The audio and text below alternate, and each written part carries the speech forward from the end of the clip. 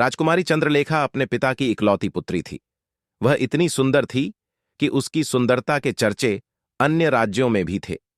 उसमें सौंदर्य के साथ साथ सदाचार, प्रतिभा आदि और भी सद्गुण थे। परंतु सब सद्गुणों तथा पिता के प्यार ने उसे अभिमानी बना दिया।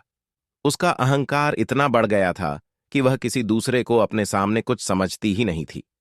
अनेक राजकुमारों ने उससे विवाह करना चाहा, किंतु किसी को वह अपने योग्य माने। तब तो राजकुमार की संख्या दिनों दिन बढ़ती जा रही थी। महाराज को लोक निंदा का भय था। लोग कानाफूसी करने भी लगे थे, किंतु राजकुमारी अपने अहंकार में चूर थी। वह किसी भी राजकुमार को देखने तक को तैयार नहीं होती थी। अंत में महाराज ने पड़ोस के राजा सुंदरलाल के साथ एक योजना बनाई और घोषणा कर दी कि राजकुमारी के आगामी जन्मदिन पर प्रातःकाल जो पुरुष नगर द्वार में पहले प्रवेश करेगा, उसके साथ राजकुमारी का विवाह कर दिया जाएगा। फिर वह कोई भी हो, राजकुमारी का जन्मदिन का दिन आ गया। प्रातःकाल नगर द्वार में सबसे पहले आने वाले पुरुष को राजसेवक पकड़ लाए। वह था फटे चिथड़े लपेटे एक भिक्षुक, परंतु वह जवान था, सुंदर था और देखने में भी अच्छा था। उसके मुख पर एक अलग ही तेज नजर आ रहा था। महाराज ने राजपुरोहित को बुलवाया और बिना किसी धूमधाम के भिक्षुक के साथ राजकन्या का विवाह कर दिया। राजकुमारी चिल्लाई और रोते रोते उसने अपने सुंदर नेत्र लाल बना लिए। किंतु आज उसके पिता निष्ठुर बन गए थे। उन्होंने पुत्री के रोने चिल्लाने पर ध्यान ही नहीं दिया।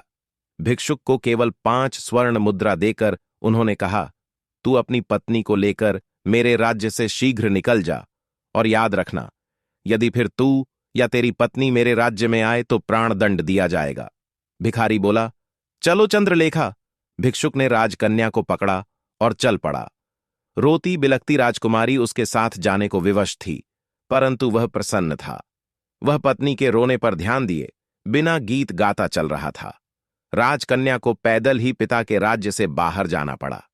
भिखारी उससे मधुर भाषा में बोलता, उसे प्रसन्न करने का प्रयत्न करता। पर्याप्त दूर जाने पर जंगल में नदी किनारे एक फूस की झोपड़ी में दोनों पहुंचे। भिखारी ने कहा, अब यही तुम्हारा घर है। तुम्हें स्वयं अब जंगल से पत्ते और लकड़ियां लानी पड़ेगी, और कंदमूल जो कुछ मिलेगा उसे उबाल कर खाना पड़ेगा। पास के गांव में लकड़ियां बेचने जाना होगा। मैं भी जितना बन सकेगा तुम्हारी सहायता करूंगा। राजकन्या के लिए यह जीवन बहुत दुखद था, किंतु मजबूरियां सब करा लेती है। उसे एक ही सुख था कि भिखारी उसके साथ बहुत प्रेमपूर्ण व्यवहार करता था। कुछ दिन ऐसे ही बीत गए।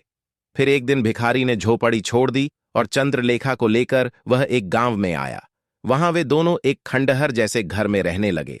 भिखारी कहीं से कुछ पैसे ले आया और उससे उसने मिट्टी के बर्तन खरीदे और पत्नी से कहा, इन बर्तनों को बाजार में ले जाकर बेच आओ। किसी समय जो राजकन्या थी, उसके लिए सिर पर बर्तन उठाकर बाजार में जाना बड़ा कठिन काम था, किंतु मरती क्या ना करती, उसे जाना पड़ा। भिखारी ने उसे स्पष्ट कह दिया कि यदि उसकी आज्ञा का पालन न करना हो तो वह चंद्रलेखा को छोड़कर चला जाएगा। बेचारी चंद्रलेखा बर्तन सिर पर उठाकर बाजार गई। उसे बर्तन बेचना तो आता नहीं था, दूसरों से नम्र व्यवहार करना भी नहीं आता था। बाजार में बर्तन रखकर वह उनके पास खड़ी रही, क्योंकि जमीन पर बैठना उसे बहुत बुरा लग रहा था। उसे कुछ ही देर वहां खड़े हुई थी कि एक घुड़सवार युवक बाजार में आया। उसने चंद्रलेखा से बर्तनों के दाम पूछे। चंद्रलेखा ने रूखे स्वर में दाम बताए तो घुड़सवार लौट पड़ा। मुड़ते समय उसका घोड़ा भड़क उठा और घोड़े के पैरों की ठोकर से सब बर्तन फूट गए। घुड़सवार बिना कोई ध्यान दिए वहां से चला गया। अब चंद्रलेखा को बहुत रोना आया और बेचारी रोती हुई घर लौटी। भिखारी आते ही क्रोधित होगा, यह बात सोच सोच कर उसके प्राण सूखे जा रहे थे। भिखारी आया तो देखा, रो रोकर चंद्रलेखा की आंखें सूज गई थीं। वह कुछ नहीं बोला, परंतु दूसरे दिन कहा, चंद्रलेखा, तुम्हें कुछ नहीं आता। मिट्टी के सभी बर्तन टूट गए। अब हम दोनों का निर्वाह कैसे होगा? वह बोला, एक उपाय है, एक नगर में चलते हैं। सुना है राजा सुंदरलाल बहुत दयालु है। उसकी शाही रसोई में तुम्हें कोई नौकरी दिलवाने का प्रयत्न करूंगा। तुम्हें काम मिल जाए तो तुम्हारी ओर से निश्चिंत होकर मैं भी कहीं अच्छे पैसे वाला ढंग का काम ढूंढ लूंगा। कुछ धन एकत्र हो जाने पर कोई व्यापार कर लूंगा और तब तुम्हें भी अपने पास बुला लूंगा। राजा सुंदरलाल का नाम सुनकर चंद्रलेखा ने लंबी सांस ली। एक समय इस नरेश ने उससे विवाह करने का प्रस्ताव किया था और चंद्रलेखा ने उसे देखे बिना ही मना कर दिया था। यदि वह उस दिन घमंड न करती तो आज वह राजरानी होती। किंतु हाय रे, यह घमंड आज उसी राजभवन में वह दासी बनने जा रही है। जाने के अतिरिक्त कोई दूसरा रास्ता नहीं था। चंद्रलेखा नगर में गई और राजा की शाही रसोई में उसे नौकरी मिल गई। भिखारी उससे विदा होकर कहीं चला गया। चंद्रलेखा का गर्व नष्ट हो गया था, उसका स्वभाव बदल गया था। अब वह अत्यंत विनम्र, परिश्रमी और सावधान सेविका बन गई थी। रसोई घर की अध्यक्षा रंभा कुमारी उसके कार्य से अत्यंत संतुष्ट थी।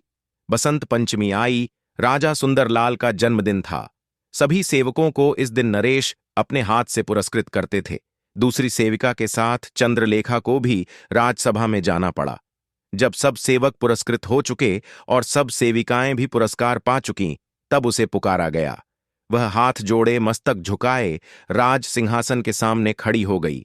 नरेश ने कहा, चंद्रलेखा, मैं तुमसे प्रसन्न हूं।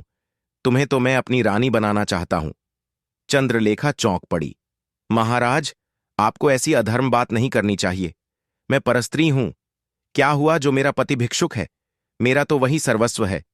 उसे छोड़कर मैं दूसरे किसी की सोच भी नहीं सकती। वही मेरा स्वामी है। आपकी मुझ पर बहुत कृपा है, तो इतना अनुग्रह करें कि मेरे पति का पता लगवाकर उसे बुला दें। मैं रसोई घर में सेवा करके प्रसन्न हूं। महाराज सुंदरलाल चले गए और थोड़ी देर में वह भिखारी राजमहल से निकला।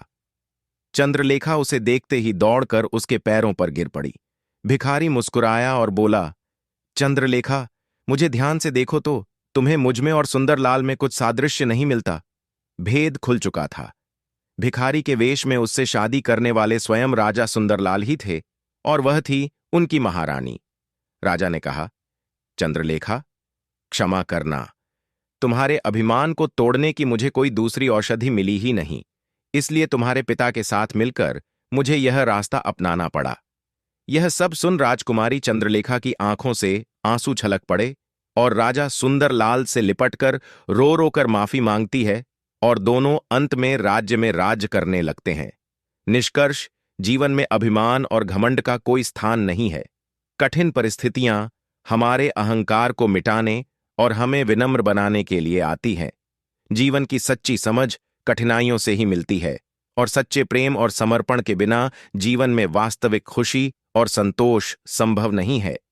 इसके साथ ही कहानी यह भी बताती है कि परिस्थितियां चाहे जितनी भी कठिन क्यों ना हो, सच्चा प्रेम, सहनशीलता और विवेक ही जीवन को सही दिशा में आगे बढ़ाते हैं। दोस्तों, अगली नई कहानी सबसे पहले देखने के लिए हमारे चैनल को अभी सब्सक्राइब कर लें। धन्यवाद।